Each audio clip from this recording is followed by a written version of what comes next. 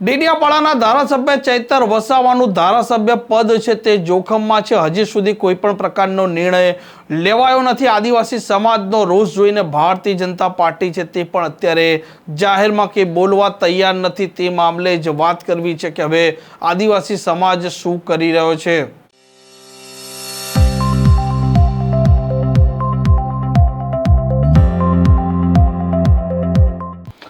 નમસ્કાર, આપ જોઈ રહ્યા છો હોટલાઇન ન્યૂઝ અને હું છું આપની સાથે તોફિક ગાછી। નર્મદામાં મનસુખ વસાવા અને ચૈતર વસાવા તે બંને એકબીજાના કટ્ટર હરીફ માનવામાં આવે છે અને એકબીજાને લઈને અનેક વખત તે સામે નિવેદનો પણ આપી ચૂક્યા છે। પરંતુ જે પ્રકારે ચૈતર વસાવા સહિત 9 લોકો છે તેમને નર્મદાની સેશન કોર્ટે સજા ફટકારીને ત્યાર પછી સાંસદ મનસુખ વસાવાએ તેમના પ્રત્યે સહાનુભૂતિ દાખવી અનેક આદિવાસી લોકો છે તે સામે આવે છે અને આરોપ લગાવતા કહે છે કે ભારતીય જનતા પાર્ટીને તે જળ જમીન અને જંગલના મામલે સવાલો પૂછતા હતા અને તે કારણસર તેમને ખોટી રીતે ફિટ કર્યા છે। હવે સુરતના આદિવાસી મેદાને આવે છે અને તેમણે ચૈતર વસાવાના સમર્થનમાં વાત કરી છે।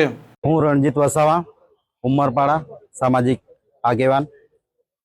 આજ રોજ માંગરોળ ખાતે ચેતરબાઈના જે કેસ છે સેશન કોર્ટ દ્વારા જે સજા ફટકારવામાં આવી છે એના વિરોધમાં દરેક સમાજના આગેવાનો અહીં ઉપસ્થિત રહી આવેદનપત્ર આપ્યું છે। ચેતરબાઈ જળ જંગલ જમીન વિદ્યાર્થીઓ માટે લડ્યા, ભ્રષ્ટાચારીઓ સામે લડ્યા। ખરેખર ચેતરબાઈ દરેક સમાજ માટે લડે છે। ક્યાંક ને ક્યાંક આ તાનાશાહી સરકારને આ ખૂંચે છે એટલે ચેતરબાઈ માટે એક તરફી જલ્દીથી જલ્દી ફટાફટ એક 5-6G જેવા સ્પીડમાં કેસો ચલાવીને જલ્દી તકે અંદર નાખી અને સજા ફટકારાઈ છે એવો શક અમને જાય છે।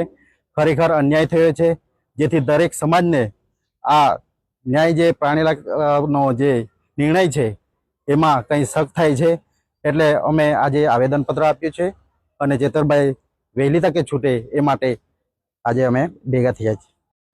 આમ ચૈતર વસાવા જે પ્રકારે જેલવાસ ભોગવી રહ્યા છે, ભારતીય જનતા પાર્ટીના નર્મદાના નેતાઓ પણ આ મામલે હજી સુધી જાહેરમાં એવા પ્રકારની ટિપ્પણીઓ નથી કરી અને જે પ્રકારે ચૈતર વસાવા આદિવાસી વિસ્તારનો ચહેરો બન્યા છે તેને લઈને અત્યારે ભાજપ છે તે પણ જાહેરમાં કે બોલવાનું ટાળી રહી છે। આ પ્રકારના સમાચાર માટે હોટલાઇન ન્યૂઝ ચેનલને લાઇક, શેર અને સબસ્ક્રાઇબ કરવાનું ભૂલતા નહીં। નમસ્કાર।